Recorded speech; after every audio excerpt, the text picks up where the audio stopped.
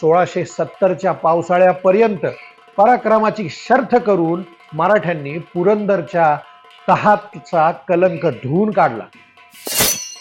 अशरफ खान औरंगजेबाला सांगतो की मला निर्वाहासाठी सुद्धा काही साधन उरले नाही. बादशहाने पैशाची मदत करावी. यावर बादशाह बोलला की असे पुष्कळ लोक मराठ्यांनी लुटले म्हणून पैसे मागत येतील, आम्ही कित्येकांना असे नुकसान भरून द्यावे. नमस्कार, मी ऋषिकेश अरुण हेंद्रे. महाऋषिटेरियन टेल्स या माझ्या यूट्यूब चॅनलवर आपल्या सगळ्यांचे पुन्हा एकदा सहर्ष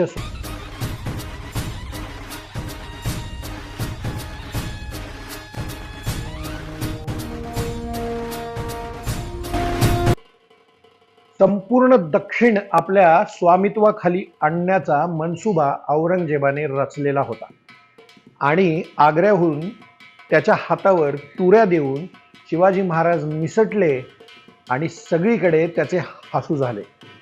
आणि शेवटी शिवाजी महाराजांच्या बरोबरचे सामोपचाराचे धोरण औरंगजेबाने स्वतःहून सोडून देऊन महाराजांच्या विरुद्ध छुपे राजकारण सुरू केले. महाराजांचे निष्ठावंत सरदार निराजीरावजी प्रतापराव गुजर यांना विश्वासघाताने कैद करण्याचा डाव रचलेला पाहून पुरंदर तहात गमवलेली अनेक पटीने वसूल करण्याचा आणि आग्र्याला मिळालेल्या वर्तणुकीचा बदला घेण्याचा निर्धार करून शिवाजी महाराजांनी मोगलांविरुद्ध चढाईचे धोरण स्वीकारले. 4 फेब्रुवारी 1670 रोजी शिवाजी महाराजांनी तानाजी मालुसरे यांना पाठवून सिंहगड जिंकून घेतला.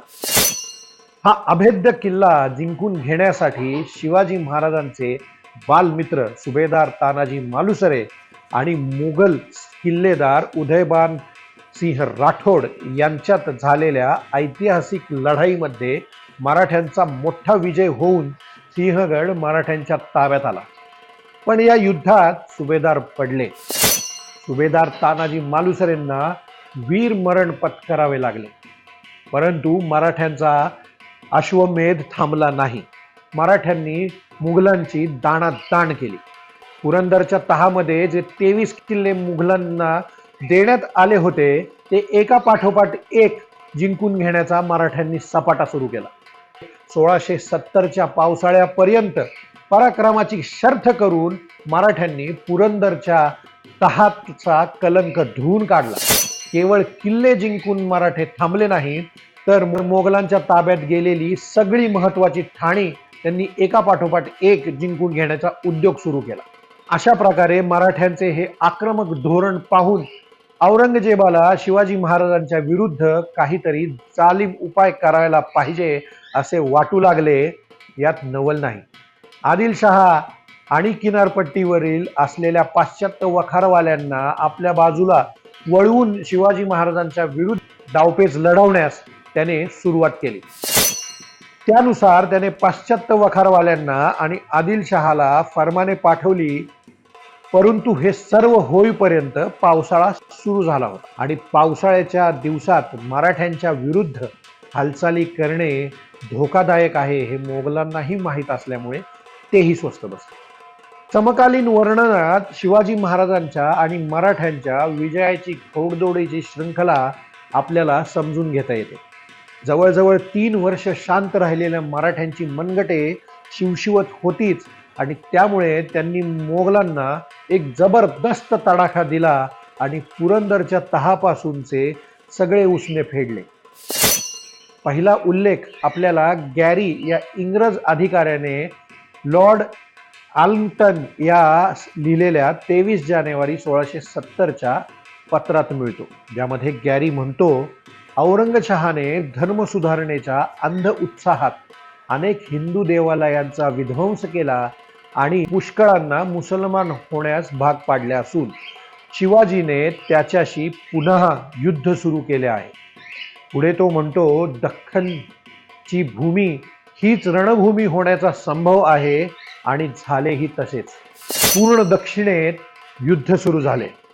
24 जानेवारी 1670च्या पत्रात अशरफ खान औरंगजेबाला सांगतो की शिवाजीच्या फौजा वराड प्रांत लुटत आहेत बादशाही प्रांतातून 20 लाख रक्कम त्यांनी गोळा केली. औसा येथील किल्लेदार याचकडून असे कळाले की शिवाजीची 20,000ची फौज या प्रांतात आली आहे. मराठे सर्व प्रांत लुटून बदला घेत आहेत. किल्ल्यापासून 2 कोसावर त्यांचा मुक्काम आहे. मी किल्ल्याची रखवाली चालवली आहे. माझी सर्व जहागीर शिवाजीने लुटली आहे. मला निर्वाहासाठी सुद्धा काही साधन उरले नाही. बादशहाने पैशाची मदत करावी असे त्याने लिहिले. यावर बादशाह बोलला की असे पुष्कळ लोक मराठ्यांनी लुटले म्हणून पैसे मागत येतील. आम्ही कित्येकांना असे नुकसान भरून द्यावे. यावरून औरंगजेब आणि त्याच्या माणसांची परिस्थिती आपल्याला लक्षात येईल. अशा रीतीने फक्त एकाच महिन्यात मराठ्यांनी औरंगजेब आणि त्याच्या माणसाची काय परिस्थिती केली होती हे आपल्याला लक्षात येईल. त्यानंतर 12 मार्च 1670 रोजी सुरतमधून लिहिलेल्या एका पत्रात आपल्याला असा उल्लेख मिळतो की शिवाजी महाराजांनी अलीकडे अनेक विजय मिळवून मुलुख जिंकल्यामुळे सुरतेपासून 60 मैलापर्यंतच्या टापूत ते आले असल्याची बातमी सर्व दूर पसरली आहे आणि भीतीने पळापळ होत आहे. बंदोबस्त इत्यादी नाना प्रकारे सुरतमध्ये दिसले. त्यानंतर 29 मार्च 1670 रोजी मुंबईकर इंग्रज सुरतकरांना असे लिहितात, शिवाजी कोणाचाही विरोध न होता एकसारखा जिंकीत चालला आहे. त्याने मोगलांपासून पुरंदर किल्ला घेतल्याची आज बातमी आली. कर्नाळा देखील फार दिवस टिकाव धरणार नाही. 2 दिवसापूर्वी शिवाजीच्या कल्याणच्या सुभेदाराकडून 2 हस्तक आमच्याकडे तोफा खरीदण्यासाठी आले. थोड्या दिवसापूर्वी आलेल्या लोकांना अधिक तोफा देता येत असता त्या त्यांनी घेतल्या नाहीत. आता त्या आम्ही सुरतेला पाठवल्या. इंग्लंडमधून येणाऱ्या गलबतातून आल्या तर देऊ इत्यादी सलोख्याची उत्तरे आम्ही त्यांना दिली. कल्याणहून इमारती लाकूड आणि शिवाजीने पुनः जिंकून घेतलेल्या मुलखातून सरपण याची आम्हाला जरूर असल्यामुळे गोडीचे पत्र आम्ही कल्याणच्या सुभेदाराला लिहिले. शिवाजी सुरतकडे गेला नसून आपले डोंगरी किल्ले परत मिळवण्यात गुंतला आहे असे आम्हाला वाटते.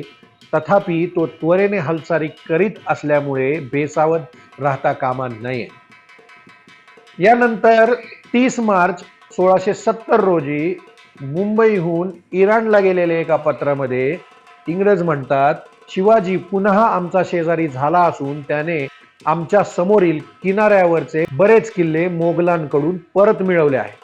औरंगजेबाच्या शहाजाद्याने त्याला बोलवून आणले व तो त्याला खजिना पुरवतो अशी बऱ्याच जणांची समजूत आहे. सुरतेच्या लोकांना भीती वाटून डच, फ्रेंच आणि इंग्रज यांनीही जरी शिपाई ठेवून खबरदारी घेतली आहे, तथापि शिवाजी स्वराज्यापासून इतका लांब न जाता त्याच्यावर मोगलांचे एखादे सैन्य चालून येईपर्यंत मधला वेळ आपले गेलेले किल्ले शक्य तितके परत मिळवण्यात तो घालविणार आहे असे वाटते. आणि मोगली सैन्य आता पावसाळा संपेपर्यंत येणार नाही. शिवाजीच्या हालचालींमुळे शेजारच्या मुलखात अंधाधुंदी चालली असून जमिनीवरील आमचा व्यापार बंदच पडला आहे. सराफ आणि व्यापारी लोक यांनी आपली संपत्ती लपवून ठेवल्यामुळे कर्ज मिळत नाही. यानंतर पुढचा उल्लेख 30 मार्च 1670 रोजीचाच आहे, ज्यामध्ये सुरतचे इंग्रज म्हणतात, शहाजादा मुअज्जम शिवाजीला उत्तेजन देत आहे. औरंगजेबाने आपल्या धाकट्या भावाला आधीचा वारस ठरवल्या कारणाने त्याच्या विरुद्ध बंड करून शिवाजीला तो मिळणार आहे. शिवाजीच्या हालचाली पाहून या मताला दुजोरा मिळतो.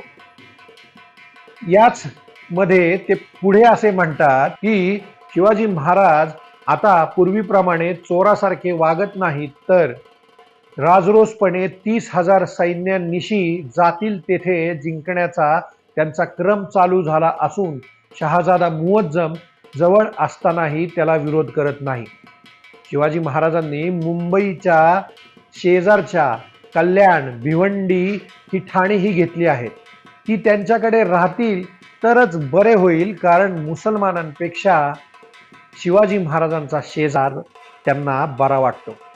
शिवाजी महाराजांकडून जेरॉल्ड अंजियरकडे मित्रत्वाचे 6 संदेश आले होते आणि हे युद्ध उपस्थित झाले नसते तर त्यांना चांगलीच भरपाई केली असती. शिवाजी महाराजांच्या या युद्धामुळे सुरतेच्या मालाचे दर उतरले असून हाती पैसा नसल्यामुळे त्यांच्या भीतीने व्यापारात मोठी खोट होऊन त्रास वाढला आहे.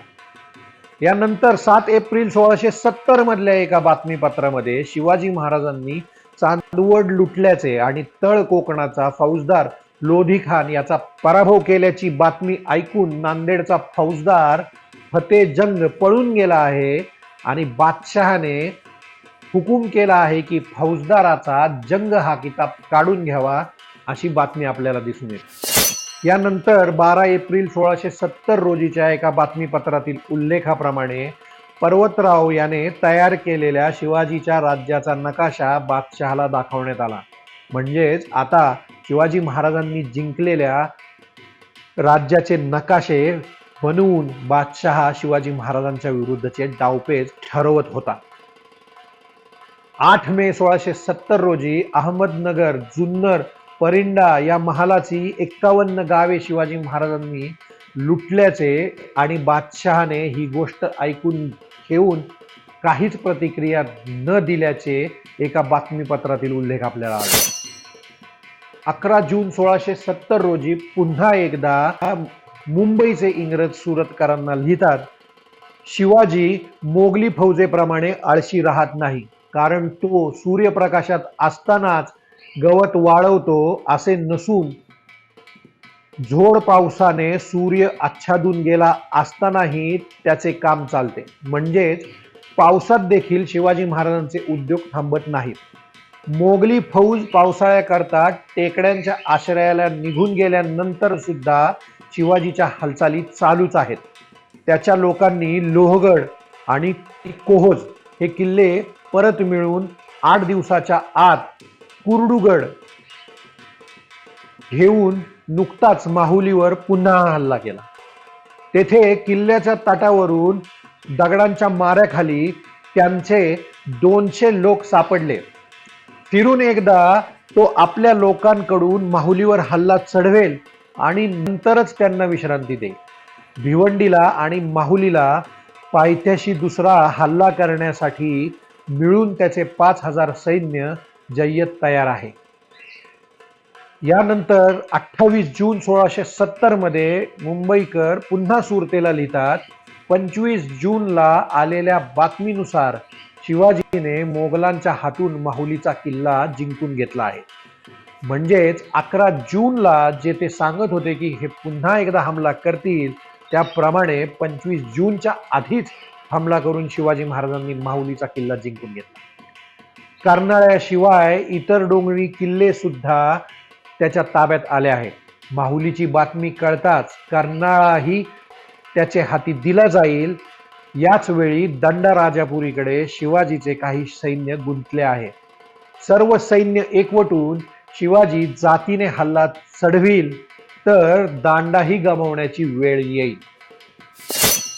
तसेच 2 ऑगस्ट 1670 रोजी कारवारवरून सुरतला पाठवलेल्या पत्रात इंग्रज म्हणतात, पावसाळा संपल्यावर मोगली सैन्य काय करते तिकडे सर्वांचे लक्ष लागून राहिले आहे. मोगल बादशहाने वकिलांमार्फत आदिलशहाकडे शिवाजी विरुद्ध 12,000 घोडदळाची कुमक मागितली. न दिल्यास आपले सर्व सैन्य विजापूरवर रवाना करण्याची त्यांनी धमकी दिल्यामुळे शिवाजीचा स्नेह न तोडता मोगलांना खुश कसे करावे अशी इकडे आड आणि तिकडे विहीर याप्रमाणे परिस्थिती होऊन देखाव्याकरता काही सैन्य पाठवावे लागेल असे वाटते. या सगळ्या उल्लेखांवरून आपल्याला शिवाजी महाराज आणि मराठ्यांच्या जलद हालचालींची कल्पना येते. जलद गतीने शिवाजी महाराजांनी 2-3 महिन्यातच जानेवारीपासून पावसाळा सुरू होण्याआधीच मोगलांचा बराचसा प्रदेश, आपले पुरंदरच्या तहात दिलेले 23 किल्ले आणि इतर बराच मुलूक जिंकून मोगलांना नामोहरम करून टाकले होते. आणि ही फक्त सुरुवात होती. आज आपण इथेच थांबूया. पुन्हा भेटूया पुढील भागात. तोपर्यंत जय महाराष्ट्र, जय शिवराय.